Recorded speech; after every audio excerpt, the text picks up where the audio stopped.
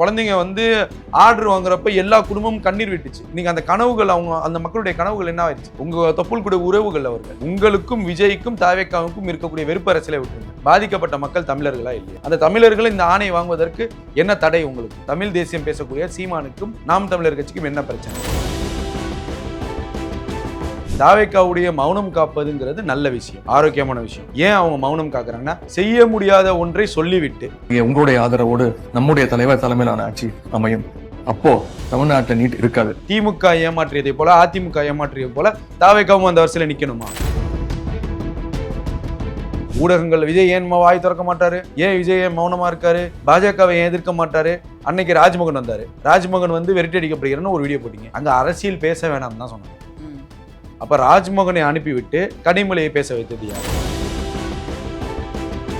March 20ஆம் தேதி ஒரு இயக்கத்தை சேர்ந்தவர் திண்டுக்கல் மாவட்ட ஆட்சியர்கிட்ட ஒரு மனு கொடுக்குறாருமா. அதுல வந்து தலித்துகள் மீதான தாக்குதல் மட்டும் 1097 கடந்த 5 ஆண்டுகள்ல. விசிக ஆட்சி அதிகாரத்துல இல்ல, தாவேக்கா ஆட்சி அதிகாரத்துல இருந்து. இந்த திமுக தானே. ரஞ்சித் என்ன கோமாலையா இருந்தாரு?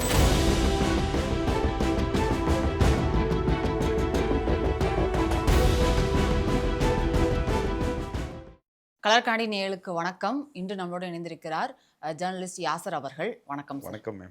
ரீசெண்டாக நம்ம பார்த்தோம், பேன் நீட் அப்படின்ற ஒரு விஷயத்துக்கு எதிராக நம்ம மாணவர்கள் சிபிஐ ஆஃபீஸில் வந்து போராட்டம் பண்ணாங்க. ஆனால் அந்த போராட்டம் வந்து எந்த விதத்தில் வந்து அரசியல் மயமாக்கப்பட்டது அப்படின்றத லேட்டராக நம்ம பார்த்தோம். நம்ம மாணவர்கள்னு சொல்றீங்க? இல்லை சார், அது அப்பாவி மாணவர்கள் அங்கே மாட்டிக்கிட்டாங்க அப்படிங்கிற ஒரு விஷயம் அதில் இருக்குது. ஏன்னா மொத்தமான நம்ம அந்த ப்ரொட்டஸ்ட்டை வந்து ஒரு ஃபேக்குன்னு சொல்ல முடியாது. அது எத்தனையோ பேர் வந்து பிஜேபி வேண்டான்னு அதை கைவிடும் போது இல்லை நம்ம மெரினால எதிர்த்து போராடலாம் அப்படின்னு சொன்ன விஷயங்களா இருக்கட்டும். இதில் மாணவர்கள் இதில் வந்து போராட்டங்கள் அவங்களோட சித்தாந்தங்கள்லாம் இதில் வந்து தேவையில்லாமல் பயன்படுத்திட்டாங்க, அரசியல் படுத்திட்டாங்க. ஆமா, இதில் வந்து மாணவர்கள் எவ்வளோ அதிருப்தியா இருப்பாங்க அப்படிங்கிற விஷயத்த பார்த்தோம். இது எப்படி இந்த மாதிரி மாறுச்சு அப்படிங்கிற நீங்க நினைக்கிறீங்க சார்? முதல்ல வந்து இந்த போராட்டத்தை வந்து ஆர்கனைஸ் பண்ணது வந்து சிஜேபி. அவங்களுடைய கோரிக்கை வந்து நீட்ல சில மாறுதல்கள் வேணும், நீட்ல நடக்கக்கூடிய முறைகேடுகளை கண்டுபிடிக்கணும், அமைச்சர் வந்து பதவி விலகணும். 3 சிம்பிளான விஷயம். ஸோ அதுக்காக தான் அவங்க போராட்டம் நடத்துகிறாங்க. ரெண்டாவது, தமிழ்நாட்டில் சிஜேபி நடத்துச்சா அதற்கான விளக்கத்தை சிஜேபியோட ஒரே தலைவர் அவரே வந்து வெளிப்படையாக சொல்லிட்டாரு. நாங்கள் நடத்துறது மட்டும்தான், டெல்லியில் நடத்துகிற மட்டும் அதிகாரப்பூர்வமான போராட்டம்னு பதிவு செஞ்சுருக்காங்க. அவங்களுடைய சில சோசியல் மீடியாஸ், அதாவது ஐடி விங்காக செயல்படக்கூடிய சில சோசியல் மீடியாஸ். ஏன் அதை நான் சொல்ல வரேன்னா, அதெல்லாம் வந்து யூஎஸ்ஏ, ஆஸ்திரேலியா, கனடாவிலேருந்து இயங்கக்கூடிய சிஜேபியோட சோசியல் மீடியா பிளாட்ஃபார்ம்ஸ். அந்த பிளாட்ஃபார்ம்ஸில் இயங்கக்கூடியவர்கள் என்ன பண்ணுறாங்க அப்படின்னா, இந்த போராட்டத்தில் வந்து இந்த போராட்டத்துடைய வலிமை வந்து அதிகரிக்கணுங்கிற மாதிரி ஆன்லைன் ஆர்டர் ஃபுட்டஸ் பற்றி ஒரு வீடியோ நீங்கள் பார்த்துருப்பீங்க. அதெல்லாம் யார் ஆர்டர் பண்ணா, எங்கேருந்து ஆர்டர் பண்ணுது, ஸோ இதெல்லாம் வந்து ஒட்டுமொத்தமாக அவங்களுடைய சர்வர். ஸோ அவங்க வச்ச அந்த 3 கோரிக்கைகள் அவ்வளோதான், சிம்பிள். அந்த போராட்டமே அவ்வளோதான். நம்ம தமிழ்நாட்டில் நடந்த போராட்டம்ங்கிறது முற்றிலுமாக தாவேக்கா அரசு மீதும் தமிழ்நாட்டின் முதல்வர் மீதும் திட்டமிட்டு ஏதாவது ஒரு நொட்டம் சொல்லலாம், அதுக்காக நடத்தப்பட்ட போராட்டம் தான். ஓகேவா? சிஜேபி இந்த போராட்டம் முடித்த உடனே அங்கிருந்த மாணவர்கள் சொன்னது, சிஜேபி எங்களை ஏமாற்றி விட்டது. ஆமாம், வெளிப்படையாக சொல்லிட்டாங்கல்ல. பத்திரிகையாளர்களை சந்திச்சாங்க, வெளிப்படையாக அவங்கவுங்க இண்டிவிஜுவலாக இன்ஸ்டாகிராமில் எல்லாத்துலேயும் சொல்லிட்டாங்க. அப்போ இந்த போராட்டம் எதற்காக நடத்தப்பட்டது? அப்போ சிஜேபி நடத்துனீங்களா, இல்லை சிஜேபி மாணவர்களை பயன்படுத்துறீங்களா, இல்லை இந்த போராட்டத்தை வைத்து திமுகவுடைய ஜென்சி கிட்ஸு ஊடுருவி தாவேக்கா மீது விமர்சனத்தை அள்ளி கொட்டினீங்களா? என்ன நடந்துச்சு? இதுதான் நம்ம கேட்குறோம். அப்போ திட்டமிட்டு நடத்தப்பட்ட ஒரு போராட்டம். இதில் என்ன இஷ்யூ அப்படின்னா, அரசியல் நிகழ்வுகள் வரக்கூடாது, அரசியல் சம்பந்தமான விஷயங்கள் பேசக்கூடாதுன்னா கனிமொழி எதுக்கு போனாங்க? கனிமொழியை அனுமதித்தது யார்? இது ஒரு கேள்வி. கனிமொழியை அந்த போராட்டத்தில் அனுமதித்து உரையாட வைத்தது யார்? அப்போ அது சிஜேபியா இல்லை பொதுவான மாணவர்களா? போராட்டம்ங்கிறது தன்னெழுச்சியாக வரணும். அப்போ தன்னெழுச்சியாக வராத போராட்டம் திட்டமிட்டு நடத்தப்பட்ட ஒரு போராட்டம். அந்த போராட்டத்திற்கு எப்படி முதல்வர் ஆதரவு கொடுக்க முடியும்? ஒருவேளை முதல்வர் ஆதரவு கொடுத்தார், அது சிஜேபிக்கு ஆதரவு கொடுக்குற மாதிரி மனநிலை. ஆமா, புரியுதா? சிஜேபிக்கு ஆதரவு கொடுக்கக்கூடிய மனநிலை தாவேக்கா இருக்கா? தாவேக்காவே ஒரு தேசிய கட்சியாக மாறப்போகுது. அப்படி இருக்க போது அவங்க ஏன் இதுக்கு ஆதரவு கொடுக்கணும்? அப்போ திட்டமிட்டு இங்கே முதல்வரை இழுத்து முதல்வரை அவமானப்படுத்தணும், தாவேக்காவை இழிவுபடுத்தணும், தாவேக்காவை அவமானப்படுத்தணும். இது ஒரு நெரட்டிவ் செட் பண்ணப்பட்டது, அது முறியடிக்கப்பட்டது. இதுதான், இப்படிதான் இந்த போராட்டத்தை நம்ம பார்க்கணும். இதில் இந்த ஏமாந்த மாணவர்களுக்கு நம்ம என்ன சொல்கிறோன்னா, தயவு செஞ்சு யாராவது போராட்டம் கூப்பிட்டா இந்த தமிழ்நாட்டின் நலனுக்காக, தமிழ்நாட்டு கல்விக்காக, எல்லாத்துக்கும் என்ன விவரம்னே தெரியாமல் போய் கலந்துக்காதீங்க. கலந்துக்கிட்டு அங்கே நடக்கக்கூடிய கோஷங்களுக்கு, இன்றைக்கு நான் என்ன சொல்ல வரேன், அந்த சனம் செட்டி போனதுக்கப்புறம் பரபரப்பாகுது. ஒருவேளை சனம் செட்டி போகலைன்னு வச்சுக்கோங்களேன், முதல் நாள் அந்த இரவுலேருந்தே தமிழ்நாட்டின் தலைவரையும் ஜனநாயகன் திரைப்படத்தையும் வந்து விமர்சனம் செஞ்சு பாடல்லாம் பாடினாங்க. ஆமா. ஒருவேளை நான் என்ன சொல்றேன், தனி மனித தாக்குதல் அங்கே நடக்குது, போலீஸ்காரங்க ஒரு தடியடி நடத்துறாங்கன்னா பாதிக்கப்படுறது யார்? மாணவர்கள் தான். இந்த மாணவர்கள் தானே. அப்போ யாரும் கூப்பிட்டா நீங்கள் போகாதீங்க. அரசியல் ரீதியாகவும் போக வேணாம். தன்னெழுச்சியாக நீங்கள் ஜல்லிக்கட்டுக்கு திரண்ட மாதிரி ஒரு போராட்டம் தன்னெழுச்சியாக தமிழ்நாட்டில் நடக்கும்னா அதுக்கு நீங்கள் கலந்துக்கலாம். புரியுதா? நீங்கள் அரசு மௌனம் காக்கும் போது நீங்கள் அதை செய்ய வேண்டிய அவசியம் இல்லை. அப்போ அரசுக்கே தெரியுது இது வந்து இந்த போராட்டம் வந்து எடுப்படாதுன்னு தெரியும். அப்போ தெரியும் போதும் அரசு மௌனம் காக்கும் போது நீங்கள் ஏன் கலந்துக்கணும்? உங்களுடைய 3 நாள் உழைப்பு வேஸ்ட்டாக போச்சே. 3 நாள் நீங்கள் கற்றுனீங்க, ஏதாவது பிரயோஜனம் இருக்கா? இல்ல இது ஸ்டேட் கவர்மெண்ட் கையில இல்லன்றது சார். முதல்ல வந்து ஸ்டேட் கவர்மெண்ட் கையில இல்ல, நான் என்ன சொல்றேன்னா, சென்ட்ரல் கவர்மெண்ட் கையில தான் நான் இருக்கு. நிறைய விஷயங்கள் சோசியல் மீடியால வருது. ஒன்று தெரிஞ்சுக்கோங்க, தாவேக்காவுடைய மௌனம் காப்பதுங்கிறது நல்ல விஷயம், ஆரோக்கியமான விஷயம். ஏன் அவங்க மௌனம் காக்குறாங்கன்னா, செய்ய முடியாத ஒன்றை சொல்லிவிட்டு திமுக ஏமாற்றியதை போல அதிமுக ஏமாற்றியதை போல தாவேக்காவும் அந்த வரிசையில் நிற்கணுமா? அந்த எண்ணத்துக்கு அவங்க வந்துட்டாங்க. அது வெளிப்படையா தெரியுது, நமக்கே தெரியுது. அப்போ நம்மளால நீட் போராட்டம் நடத்தியோ இல்லை நீட்டுக்கு எதிராக வீடியோக்களையோ அறிக்கைகளையோ வெளியிட்டு அது நிற்க போகிறது கிடையாது. இது தாவேக்காவுக்கும் தெரியும், முதல்வருக்கும் தெரியும். அப்போ தெரிஞ்சும் ஒரு வாக்குறுதியை ஏன் கொடுக்கணும்? அப்போ அது மக்களை ஏமாற்றுவது போல தானே. அந்த தோற்றத்தில் தாவேக்கா இருந்துருச்சு. இவ்வளோதான். இதை வேண்டும் என்று அரசியல் ஆக்கப்பட்டது. ஊடகங்கள் விஜய் ஏன் வாய் திறக்க மாட்டாரு? ஏன் விஜய் ஏன் மௌனமாக இருக்காரு? பாஜகவை ஏன் எதிர்க்க மாட்டாரு? அன்னைக்கு ராஜ்மோகன் வந்தார். ராஜ்மோகன் வந்து விரட்டி அடிக்கப்படுகிறன்னு ஒரு வீடியோ போட்டிங்க. அங்கே அரசியல் பேச வேணாம்னு தான் சொன்னாங்க. அப்போ ராஜ்மோகனை அனுப்பிவிட்டு கனிமொழியை பேச வைத்தது யார்? சிம்பிளாக உங்களுக்கு தெரியுதா? அப்போ திட்டமிட்டு ஒரு நெரட்டிவ், லாங் டேர்ம் நெரட்டிவ் இது. உங்களுக்கு புரியுதா? அப்போ அதே இரவு சிஜேபி கலைக்கும் போது ராஜ்மோகனை அழைத்து பேச வைத்தாங்க. அப்போ ராஜ்மோகனை அழைத்தது யார்? கேள்விகள் வருது இல்லை? அதே போல் ராஜ்மோகன் வெளியே வரும்போது ஆனால் பிஜேபின்னு வார்த்தை சொல்றது யார் தெரியுமா? அன்பானந்தம், ஜென்சி டிஎம்கே தியாகி. அவர் நீங்கள் தியாகியாக பார்க்கணும். ஏன்னா அவங்க அம்மா நீதிமன்றத்தில் சொன்னாங்க, ஞாபகம் இருக்கா? என் பையன் மொழிப்போர் தியாகிக்காக போனா, சுதந்திர போராட்டத்திற்காக போனா அப்படின்னு சொல்லி கொந்தளிச்சாங்க அவங்க. அந்த தியாகி பண்ணுற வேலை. சரி, இதே திமுக போராட்டத்தில் போயிட்டு யாராவது தாவேக்கா நபர்கள் செஞ்சாங்கன்னா திமுக சும்மா இருக்குமா? அது என்ன, திமுகவுக்கு ஒரு நியாயம் தாவேக்காவுக்கு ஒரு நியாயம்னா எப்படி ஏற்றுக்க முடியும்? எப்படி இந்த அரசியல் நகர்வு? என்ன உங்களுடைய அரசியல் பார்வைன்னு நான் கேட்குறேன். அப்போ திட்டமிட்டு தாவேக்காவை குறை சொல்லணும், விமர்சனம் வைக்கணும். இதுதான்மா, வேற ஒன்றுமே கிடையாது. இன்னைக்கு நீட் போராட்டம் நடக்கலை, ஜனநாயகன் திரைப்படம் ரிலீஸ் ஆகுது. என்ன விமர்சனம் வந்திருக்கும்? இதே அமைச்சர்கள் அழுகுறாங்க திரையை பார்த்து. என்ன விமர்சனம் வரும்? நீங்கள் ஒரு நெறியாளராக யோசிங்களேன். நீங்கள் நீட்டு போராட்டம் இல்லை, ஆனால் ஜனநாயகன் படம் ரிலீஸ், விமர்சனம்னு ஒன்று வரும்ல. அந்த விமர்சனத்தை சேர்த்து இதில் நொட்ட சொல்லணும் அவங்க. இதுதான் இவங்க எடுத்த அஜெண்டா. புரியுதா உங்களுக்கு? இது திட்டமிட்டு நடத்தப்பட்ட ஒரு போராட்டம். தாவேக்கா மௌனம் காப்பதுங்கிறது அவங்களுடைய அரசியல் பார்வைக்கும் நகர்வுக்கும் நல்லது, அதில் மாற்று கருத்து கிடையாது. ஏன்னா அவங்க தேசிய அரசியலை நோக்கி நகரும் போது நோஸ்கட் ஆகக்கூடாது. இன்னைக்கு விஜய் வந்து ஒரு போராட்டத்தில் உட்காந்து நீங்கள் நான் எதுவுமே பண்ணலை, இப்போ அமைச்சரை மட்டும்தான் பதவி விலக்க சொன்னாங்க. மீண்டும் இன்னொரு அமைச்சரை போட்டிருக்கீங்க, அவர் ரொம்ப நல்லவரா? தெரியாது. நம்ம இதுக்கு மேலே அவங்க என்ன பண்ணுறாங்கன்னு பார்த்தா தான் தெரியும்.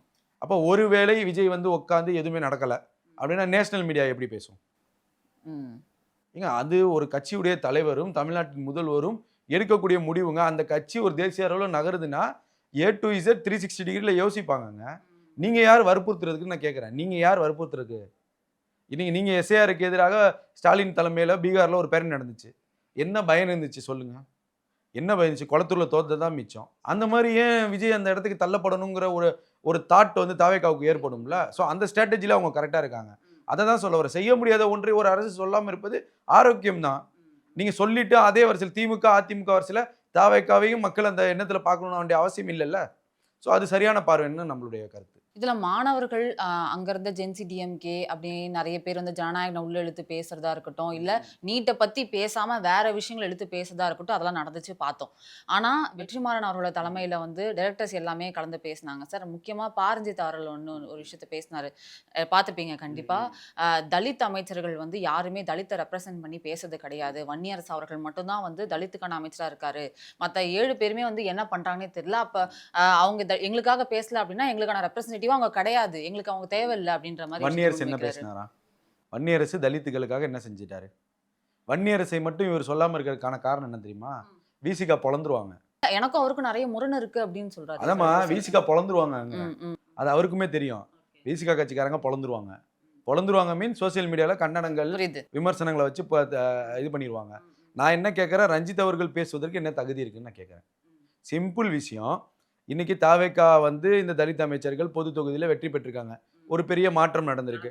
இது ரஞ்சித்துக்கும் தெரியும். தெரிந்தும் இந்த விஷயத்தை பதிவு செய்ய வேண்டிய அவசியம் என்னங்கிற ஒரு கேள்வி இருக்கு.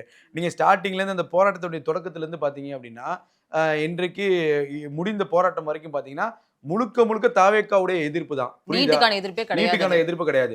முதல்வர் விஜயின் மீது விமர்சனம் வைக்கணும். அது எல்லாரும் சேர்ந்து வைக்கணும். அவ்வளோதான் விஷயம். அது மக்கள்கிட்ட எப்படி போகுது? ஆனா மக்கள்கிட்ட போல. விருச்சிக வலசு ஒரு பெரிய செவுர கட்டி வச்சுட்டானுங்க. முடிஞ்சு போச்சு.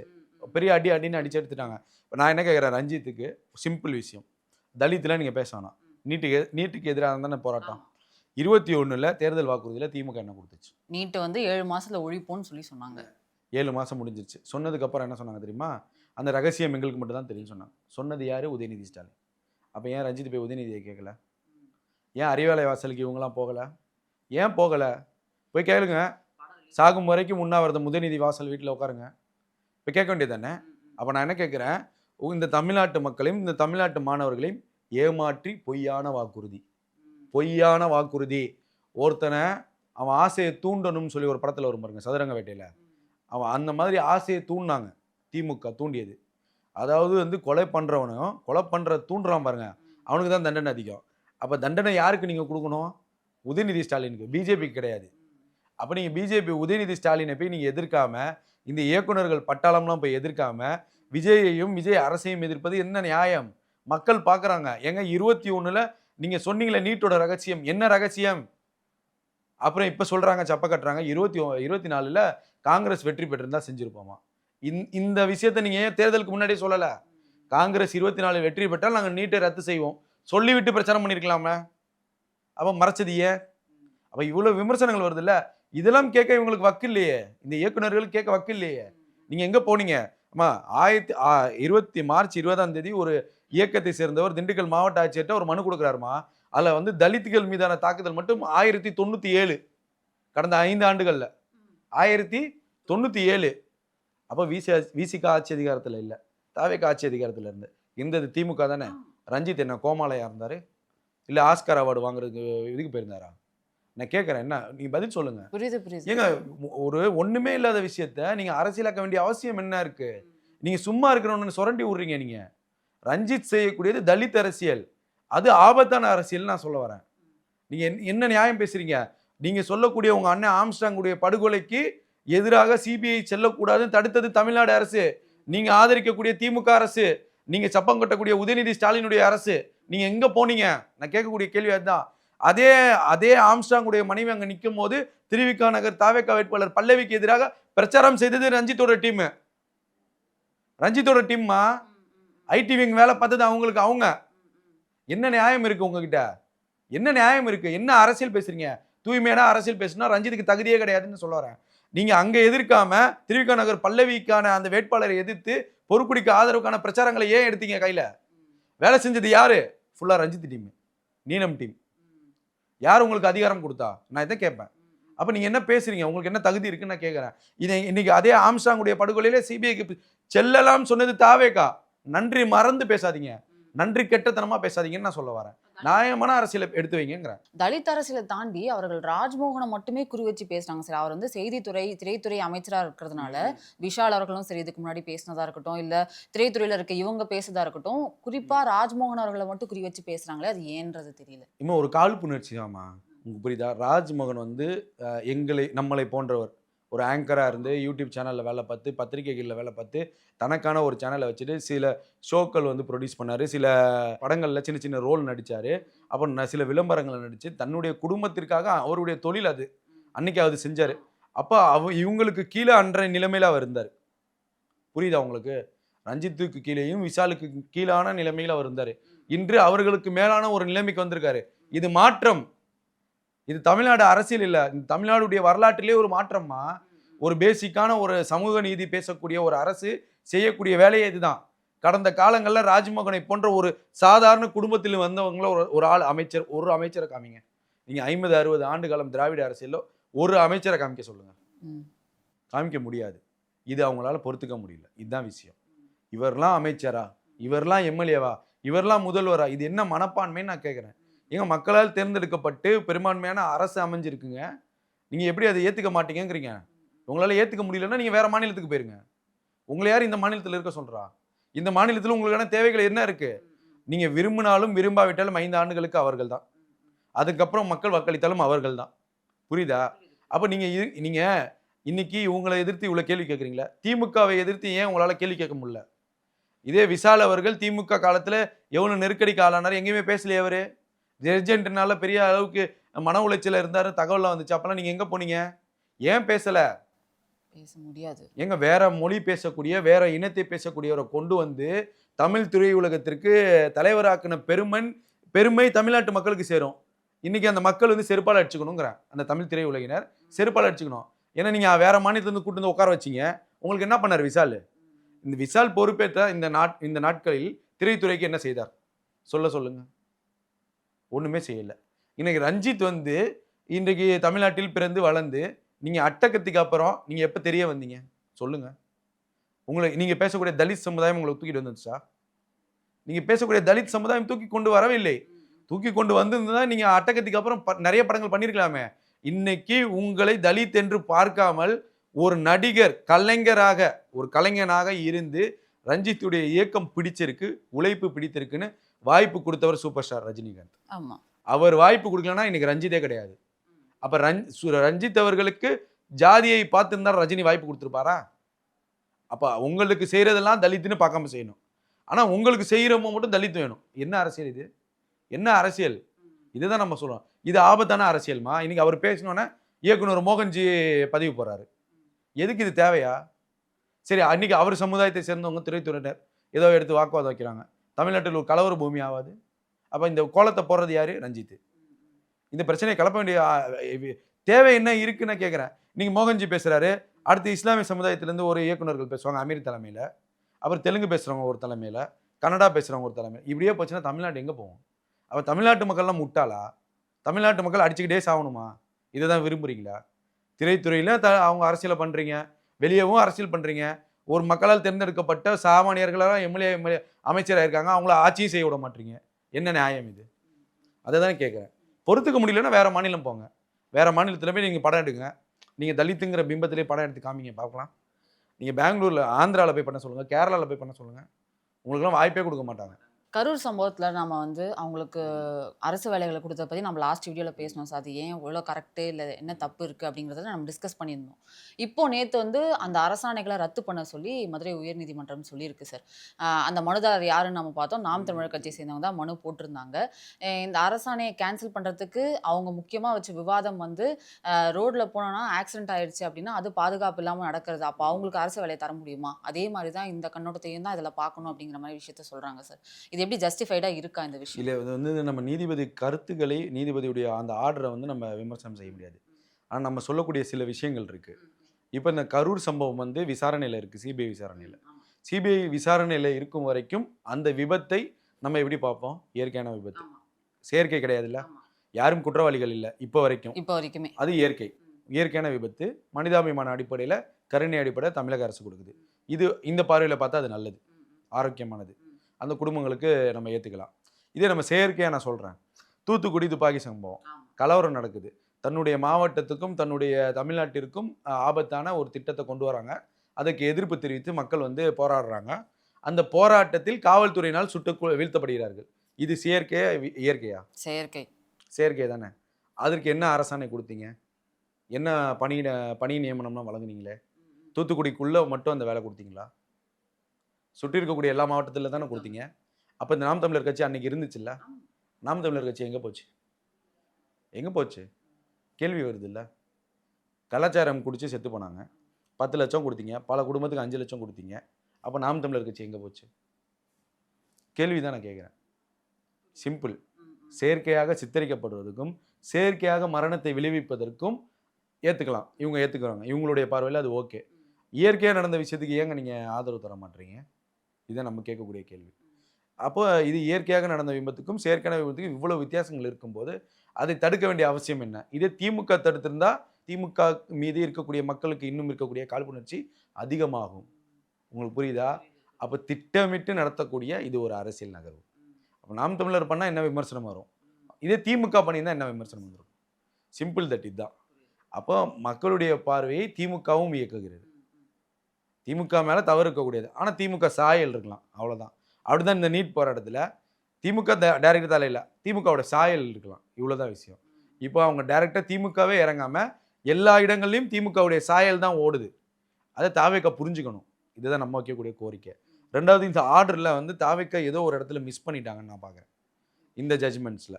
என்ன அப்படின்னா, அவர் கரூர் போகிற அன்னைக்கு இந்த வழக்கு மார்னிங் வருது. ஆமா, காலையில் அப்போ நீதிபதி வந்து ஃபர்ஸ்ட் ப்ரிஃபரன்ஸாக வாதாடுறாங்க. அப்போ ஆர்குமெண்ட்ஸ் வைக்கிறப்ப நீதிபதி அப்போ அவர் அங்கே இக்னோரே பண்ணலையே. இங்கே கொடுக்கக்கூடாது, அரசாணை கொடுக்கக்கூடாது, தவறான விஷயம்னு ஏன் இக்னோர் பண்ணல கேள்வி வருது. அப்போ ஃபர்ஸ்ட் ஆர்குமெண்ட்டில் ஜட்ஜ் என்ன சொல்கிறாரு, அரசாணை வழங்கலாம், தற்காலிக பணி நியமனம். தற்காலிகம் அன்னைக்கு சொன்னது, ஜட்ஜு சொன்னது தற்காலிகம். அப்போ ஃபர்ஸ்ட் ஆர்குமெண்ட்லேயே வச்சுட்டாங்க. இப்போ செகண்ட் ஆர்குமெண்ட்டில் இவங்க வைக்கக்கூடிய வாதங்கள் தான் பேசப்பட்டுச்சு. அப்போ ஃபர்ஸ்ட் ஆர்குமெண்ட்லேயே இது தவறுனா இதே ஆர்குமெண்ட்ஸ் தான் தாவேக்கா அன்னைக்கு பண்ணியிருக்கோம். ஆனால் செகண்டாக வரப்போ ப்ரீவியன்ஸாக நம்ம கொஞ்சம் எச்சரிக்கையாக இருந்திருக்கலாம். தாவேக்கா தரப்பு சொல்கிற அரசு தரப்பு கொஞ்சம் எச்சரிக்கையாக இருந்திருக்கலாம். அப்போ இந்த வழக்கை வாதாடும் போது முதல் தீர்ப்பு இருக்குது பார்த்தீங்களா, அந்த தீர்ப்பை வைத்து இரண்டாவது தீர்ப்பு நம்ம வெற்றிகரமாக வாங்கலாம் தாவேக்கா. அதை தவற விட்டுட்டாங்கன்னு நான் பார்க்குறேன். ஏன் அப்படின்னா, அந்த ஃபர்ஸ்ட் ஆர்டரை பேஸ் பண்ணியே நீங்கள் கருணை அடிப்படையில் கொடுத்த வேலை கரூருக்குள்ளே மட்டும்தான், ஃபஸ்ட்டு மாவட்ட நிர்வாகத்திற்குள்ளே மட்டும்தான் கொடுத்துருக்காங்க. இதற்காக தான் ஃபஸ்ட்டு ஆர்டர் கொடுக்குறப்பே இரண்டாவது சப்ளிமெண்ட்ரியில் நீங்கள் டிஎன்பிசி இயக்குனரை இணைங்கன்னு ஜட்ஜு சொன்னார், கோர்ட் சொன்னிச்சு.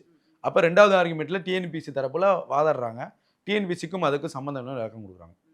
புரியுதா? சிம்பிள். அப்போ இவங்க நாம் தமிழர் கட்சியிலேருந்தும் மாஜக தரப்புலேருந்து வாதங்கள் வைக்கப்படும் போது அங்கே இடத்துல தாவேக்கா தவற விட்டுருச்சுன்னு தான் நான் பார்க்குறேன். ஏன்னா கருணை அடிப்படையிலங்கிறப்ப நீங்கள் என்ன பண்ணியிருக்கணும், கரூர் மாவட்டத்துக்குள்ளே கொடுக்குறீங்க, உங்களுடைய ஆர்குமெண்ட்ஸ் டேட்டு தெரியும், ஆர்டர் கொடுத்த டேட்டு தெரியும். அந்த டேட்டுக்கு முன்னாடியே நீங்கள் என்ன பண்ணியிருக்கணும், கருணை அடிப்படையில் ஒரு மாவட்டத்திற்குள்ளே எத்தனை மனுக்கள் இருக்குது. ஒரு எக்ஸாம்பிளுக்கு 160 மனு கரூரில் இருக்குது கருணை அடிப்படையில். அதில் பாதி பேர் லக்கில் கிடச்சிரும்னு போட்டுருவாங்கம்மா. ஓகே, இது வந்து பேசிக்கு. சில பேர் வந்து உண்மையாலுமே பாதிக்கப்பட்டுருவாங்க. ஒரு 160ல் நம்மக்கிட்ட எவ்வளோ வேக்கன்சி இருக்குது கரூர் மாவட்டத்தில், இது மாவட்ட ஆட்சியர் பேசியிருக்கணும். சார் 160 மனு வந்திருக்கு, நம்மக்கிட்ட ஒரு 50-60 வேலை இருக்குது சார், ஒரு 70 வேலைன்னு வச்சுக்கோங்களேன், 40 போக மீதி 30 இருக்கா, அந்த 30ல் 160ல் நீங்கள் ஃபில்டர் பண்ணிங்கன்னா 20-25 பேர் தான் உண்மையாலுமே பாதிக்கப்பட்டவர்கள் இருப்பாங்க. அப்போ அந்த உண்மையான பாதிக்கப்பட்டவர்களுக்கு வேலையை வழங்கிட்டு அதற்கான சான்றோடு இன்றைக்கி வாதாடி இருந்தால் தாவேக்கா வெற்றி பெற்றிருக்கும். சிம்பிள், இதுதான் விஷயம். சார் நாங்கள் கருணை அடிப்படையில் கொடுத்துருக்கோம், கரூர் மாவட்டத்துக்குள்ளே கொடுத்துருக்கோம், கரூர் மாவட்டத்துக்குள்ளே கருணை அடிப்படையில் வந்த புகார் வந்த மனுக்களுடைய எண்ணிக்கை இவ்வளோ, அதில் மனுக்களை வந்து நேரடியாக ஆய்வு செய்து உத்தரவு போட்ட ஆர்டர்கள் இவ்வளோ, அது போக இருக்கக்கூடிய வேலைகளை இந்த மக்களுக்கு நாங்கள் கொடுத்துருக்கோம், முடிஞ்சு போச்சு. சிம்பிள் கேஸ், ஜெயிச்சிருக்கலாம், வித்ராவாயிருந்திருக்கும் நேரம். அதை ஏன் தாவேக்கா செய்யலைங்கிறது நமக்கு தெரியல. ஸோ தாவேக்கா ஒரு அட்வான்டேஜாக கொஞ்சம் போயிருக்கலாங்கிறது நம்மளுடைய கருத்து. பட் ஆனால் எதிர்த்து மனு போட்டவர்கள் திமுகவுடைய சாயலோட தான் போட்டிருக்காங்க. அப்போ திமுகவுடைய தலையீடு இல்லாமல் எந்த விஷயமும் நடக்கலை.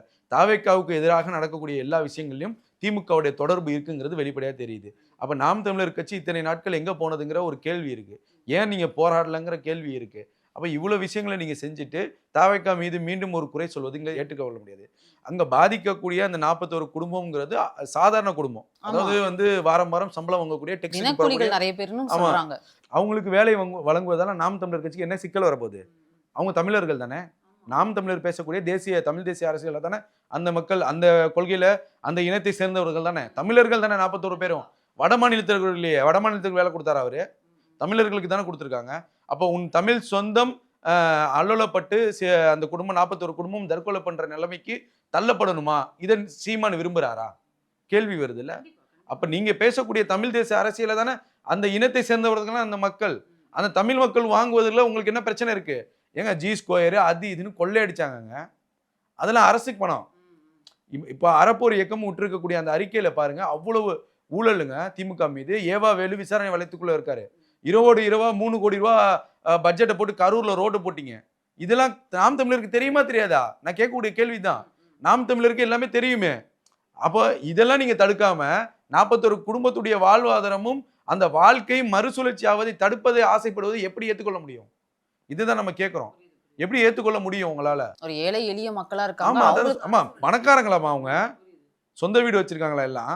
நான் கேட்கறதா, அந்த அந்த குழந்தைங்க வந்து ஆர்டர் வாங்குறப்ப எல்லா குடும்பமும் கண்ணீர் விட்டுச்சு.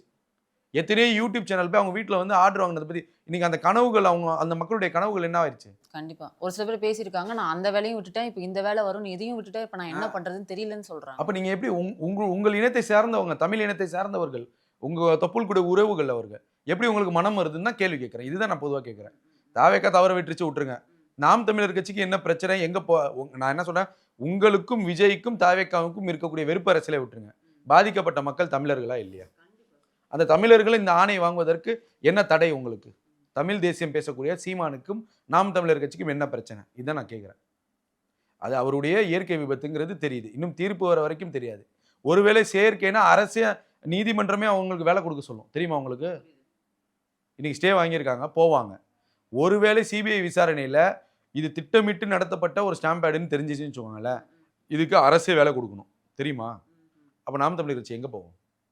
ஒருவேளை நடந்துருச்சுன்னா சொல்கிறாங்க, நடக்காது. ஒருவேளை யாருக்கும் இயற்கையாக இருக்கணும்னு நம்ம வேண்டிக்கிறோம், செயற்கையாக இருக்கக்கூடாதுன்னு நம்ம பார்க்குறோம். ஏன்னா அது ஆபத்தான ஒரு பார்வை. ஒருவேளை செயற்கையாக நடத்தப்பட்டு திட்டமிட்டு நடத்தப்பட்ட ஒரு விபத்துன்னு இருந்துச்சுன்னு வச்சுக்கோங்களேன், உச்சநீதிமன்றமே அவங்களுக்கு வேலை கொடுங்கன்னு சொல்லி ஆணை பிறப்பிப்பாங்க. அப்போ நாம் தமிழர் கட்சியுடைய முகம் எங்கே போவோம்? எங்கே உங்கள் மூஞ்சியை வச்சுக்குவீங்க? அதுதான் நம்ம கேட்குறோம். இப்போ அடுத்து அந்த வழக்குக்கான தீர்ப்பு வரும்போது தான் இது அடுத்து என்னன்னு தெரியுமா சார்? இதுக்கு மேலே ஏதாவது பண்ண முடியுமா? இல்லை, இப்போ அது ஸ்டே வாங்கி சுப்ரீம் கோர்ட் போவாங்க.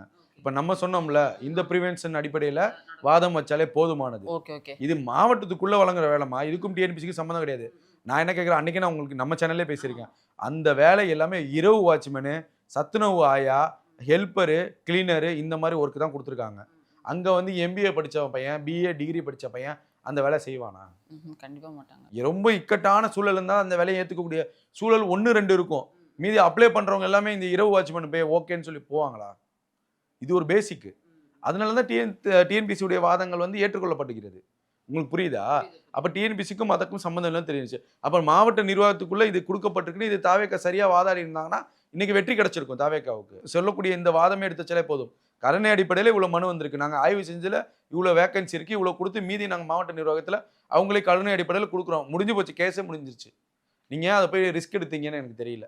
ஸோ இதுதான். ஏன்னா முன்னாடியே தப்புனா முன்னாடியே ஃபஸ்ட்டு ப்ரிஃபரன்ஸ்லேயே அவங்க ஆர்டர் போட்டிருக்கணும். நீங்கள் ஆணை தற்காலிக ஆணை கூட கொடுக்கக்கூடாதுன்னு சொல்லியிருக்கணும் ஜட்ஜு. அப்போ அன்னைக்கு சொன்னாங்கல்ல, அதை எடுத்து வாதாடி இருக்கலாம். இதுதான் இன்றைக்கு முப்பாட்டன் முருகன் சொல்லி சீமான் பேசுறாரு. அந்த முருகனே எங்களுடைய கடவுள்னு அவங்க பேசுறாங்க. எப்படி உங்களுக்கு ஒரே மேடையில மாமா மச்சான்னு பேசக்கூடிய வாய் எப்படி வருது உங்களுக்கு? அது வாயா வேற என்ன? லதா ரஜினிகாந்த் ஒரு அமைப்பு ஆரம்பிச்சு யார் வேணா இணையலான்னு சொன்னாங்க. ஒரு பக்கம் அண்ணாமலை வீத லீடர்ஸ் சுத்தி நீங்க பாருங்களேன், தாவேக்காவுக்கு எதிராக ஒரு அரசியல் கட்டமைப்பு அவரே யாரும் இயக்க பாக்குறாங்க. இந்திய அரசியல் கட்சிகளிலேயே பாஜகவுக்கு எதிராக ஈக்குவலாக சமமாக ஐடி விங்லையும் சோசியல் மீடியாலையும் ஆதரவுங்கிறது தாவேக்காவுக்கு மட்டும்தான் இருக்கு.